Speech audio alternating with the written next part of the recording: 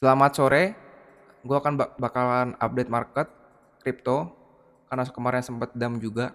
Sekarang mungkin gue update beberapa altcoin dan juga indeks-indeks yang mendukung atau tidak mendukung pergerakan arah market. Dimulai dari USD dominance dulu. Yang pertama-tama, di sini mungkin gue dari weekly-nya ya. Kalau dilihat dari weekly-nya ini, bentar, gue cari dulu gambarnya. Apakah gue udah gambar? Kayaknya belum ya. Gua cek dulu bentar. Oh, ternyata belum gambar ya. Oke, ini. Jadi kemarin gue sempet update weekly-nya itu beberapa hari lalu tuh ada potensi dia bakal ke atas ya. Mungkin gue buat di sini buat chart baru lagi, buat gua coret-coret lagi. Yang pertama di sini dia udah break area demand-nya, yang dimana dia tertahan dari 1 Januari sampai 5 Januari 2026. Ini area penting. Selama setahun ini dia tidak berhasil membreak, lalu hari ini di bulan ini di tahun 2026 dia break dan lalu potensi upside-nya masih sangat masih sangat panjang. Kalau misalnya kita bisa tarik dari area sini ke sini mungkin ada potensi dia visit area 7186 sampai 10026. Kalau kita bisa tambahkan area di sininya mungkin gue bisa nambahin di area ini sebagai area resisten kuat, yang dimana ini juga area sideways ya. Kita tandain dari sini ke sini. Nah, ini kita ambil sebagai supply-nya. Kita tarik dari sini ke sini. Jadi ada possibility untuk si USD dominance ini akan melakukan terus kenaikan sampai di area 7.200, 8.265 sampai 8.838, yang dimana ini akan berdampak buruk ya buat altcoin dan juga market crypto. Apakah tesis Fourier cycle masih berlaku? Menurut gua masih ya. Karena sekarang kan di fase dump-nya, masih semua altcoin pada dump dan juga Bitcoin belum recovery lagi ya semenjak dump.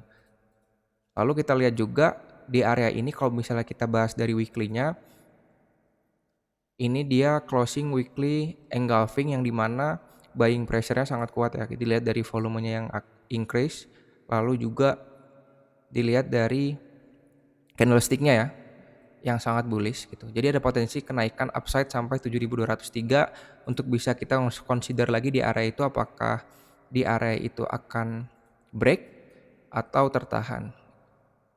Jadi kalau misalnya mungkin gue bisa gambarin ini akan seperti ini ya. Seperti itu untuk di weekly-nya. Lalu kita next ke daily-nya ya. Sebelum ke daily-nya gue mau di sini ngasih invalidasi level gue. Invalidasi level itu di mana area, jika area itu di break maka ada potensi bias kita berubah ya. Ada potensi pembalikan arah gitu. Untuk invalidasi area di sini mungkin gue taruh di area 5946 bersamaan dengan demand-nya. Lalu gue cek di daily-nya mungkin untuk lebih akurat lagi di sini. Di daily-nya sangat jelas ini sudah memasuki fase bullish ya bagi USD dominance ini, yang dimana dia sebelumnya dari tanggal 22 November 2025 sampai 26 Januari itu pergerakannya ranging ya di sini aja, lalu dia break gitu. Lalu dia membuat demand ya di sini. Ada potensi dia retest demand lalu ke atas ke area upside-nya itu sampai ke 7.078 sampai 8.000 untuk di daily-nya ya. Jadi biasanya masih bullish untuk USDT dominance. Lalu di 4 jamnya, gue bahas 4 jamnya di sini karena ada yang menarik ya. Yang pertama sama ya, semua inline dari time frame besarnya ke time frame midtermnya, yang dimana ini menandakan semuanya bullish ya bagi si USDT dominance ini, dominasi USDT. Kalau kita dilihat dari H4-nya di sini, ini dia lagi di area demand-nya, yang dimana area demand tuh dia di break lalu sekarang retest ya. Lalu kemungkinan upside-nya sampai mana? Kalau misalnya kita bisa tarik area Fibonacci area sini sampai sini itu ada di 7017 yang dimana ini segaris ya inline dengan di daily-nya. Artinya di area situ ada ini ya area kuat untuk menjadi pembalikan arah atau dia berhenti sejenak untuk naik gitu. Lalu untuk sekarang apa yang bisa dilihat? Kalau misalnya kita bisa lihat sekarang itu target ini ya, target utamanya untuk di midterm ini ada di 6.839 yang dimana area itu berdekatan dengan area Fibonacci 2618. Nah, di area ini. Jadi ada kemungkinan dia retest area ini lalu jumping ke 6.839 lalu next ke 7.017. Untuk invalidasi area di periodicity dominance ini itu di angka 6.176. Sebelum angka itu di break, harga sampai situ dan di break, maka potensi bullish masih bisa terjadi. Jadi langsung lanjut ke total tree ya. Di total tree-nya kalau misalnya kita lihat secara daily-nya itu dia berhasil membreak area resisten yang dimana resist ini memberi kenaikan pada altcoin itu sebesar sekitar 20 sampai 30 10 sampai 20%-an ya dari area sini ke sini. Lalu di break, lalu dia membuat supply di area ini, di area 816 sampai 846. Ada potensi retest untuk melanjutkan penurunan sampai di 779.37 sampai next targetnya 701 billion gitu. Untuk di daily-nya. Mungkin gue bahas weekly-nya dulu. Weekly-nya itu sama aja. Dia ngebuat supply di area ini, di area 836 sampai 886 yang dimana area itu ranging selama sekitar 6 mingguan ya. 6 mingguan di situ lalu di break, retest, lalu ada potensi penurunan sampai di area 79002 atau di 70432 yang dimana area sini adalah area penentu apakah total tree ini akan terus berlanjut turun atau tertahan dulu di area situ. Jadi pandangan gue tentang total tree ini masih bearish sama dengan USD dominance dan itu inline semua time frame-nya. Lalu jadi untuk pembelian altcoin dan Bitcoin untuk sekarang kurang menarik ya. Lalu kita next di daily-nya di sini tadi gue udah bahas 4 jamnya. Nah, di 4 jamnya sama ya, semua time frame ini menandakan ada potensi penurunan keberlanjutan masih saja berlangsung. Yang pertama di sini dia sudah break area supportnya, lalu membentuk supply di area ini, di area 812 sampai 814, yang dimana bisa jadi ini adalah area retestnya untuk melanjutkan penurunan. Nah, sekarang kalau misalnya gue tarik Fibonacci dari area 818 sampai 853 itu ketemunya di golden ratio-nya di 1618 tuh ada di 79352 yang dimana di area ini sekarang sudah ke hit. Jika total tree ini bertahan di area ini untuk naik ke atas tuh agak susah karena kenapa di sini ada supply lagi. Jadi sini supply yang menumpuk itu berarti sangat kuat gitu. Ada potensi dia turun dari area ini, rebound dan turun. Keberlanjutan turunan sampai di 757.5 lalu untuk di daily-nya itu di area 69712. Jadi karena kita udah tahu nih indeks-indeksnya mendukung untuk bakal turun masih berlanjut, kita following the trend aja, jangan ngelawan tren. Lalu lanjut di Bitcoin-nya. Nah, sebenarnya gue tadi pagi udah bahas tentang Bitcoin-nya yaitu sedang berada di area supply-nya yang dimana dia respected dan ada potensi untuk midterm ini sampai ke 81.500 sampai ke 80.000. Jadi 81.500 sampai 80.000 itu area krusial bagi Bitcoin di time frame 4 jamnya. Either dia dari situ dia bounce back dulu atau langsung lanjut turun. Lalu kita bahas tentang secara daily-nya. Kita lihat di sini dia sudah break area rising wedge pattern yang dimana ini juga gue bahas video kedua gue tentang rising wedge. Ada potensi ini downside-nya itu sampai ke 71.000 itu untuk max pain-nya ya. Ini. Nah, kalau di sini kita lihat kan udah break area ini. Nah, jika minggu depan Bitcoin tidak bisa bertahan di area 80.500 sampai 78.100, maka ada potensi ke 71.400 sampai 68.600, yang dimana ketika sudah sampai area itu maka altcoin akan semakin tertekan ya. Lanjut mungkin di daily-nya tadi udah bahas ya tentang rising wedge pattern. Jadi ada dua ya, di weekly-nya buat rising wedge, di daily-nya juga buat rising wedge. Lalu di sini ngebentuk supply di area 86.500 sampai 90.000, ada potensi dia ketika dia naik dia retest area ini dan ke area 76.240 untuk bottoming ya. Gitu. Kita ke 4 jamnya mungkin di 4 jamnya trend bullish, trend bearish sama yang tadi gue bahas. Kita udah bahas semuanya kan ya tentang indeksnya dan juga Bitcoinnya. Mungkin gue update beberapa altcoin yang lagi shorting. Yang pertama itu ada ini ya, YLFI. Koinnya Trump di sini gue shorting di area 0,15, running target pertama gue itu di 0,14 di area ini, karena di area ini ada beberapa kali multiple rejection yang dimana harga ketika sampai di area ini tuh ada buyer dan seller tuh saling mendominasi ya. 0,14, 0,13, 0,1306 sampai 0,12 untuk ending targetnya. Lalu bahas tentang Solana ya. Solana shorting juga. Oh, dia hampir TP1, cuman dia rejecting kuat di area ini. Masih sama plannya, masih ke area ada potensi ke area 111. Lalu Sui ya. Sui mungkin nah ini. Sui udah 1/2 take profit. Lalu update tentang Tau. Tau juga sama sudah TP2 di area sini. Untuk next targetnya di 194 untuk yang terakhir ya. Lalu ada PP juga.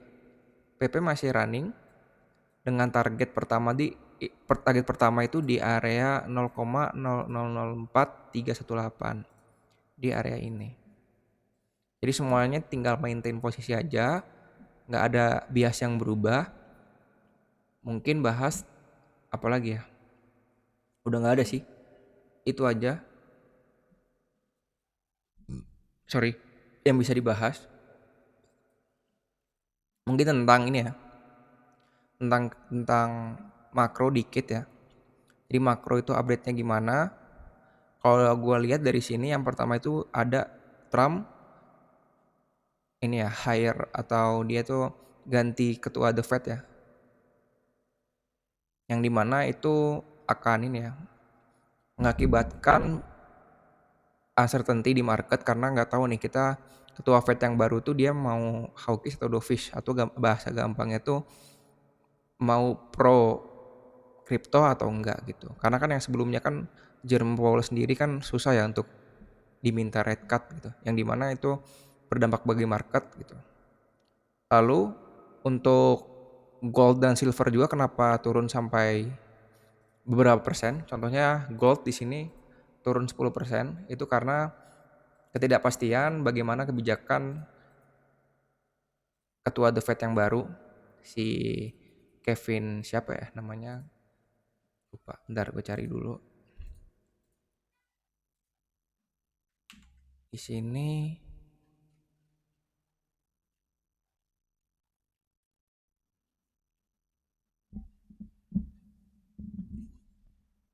bentar.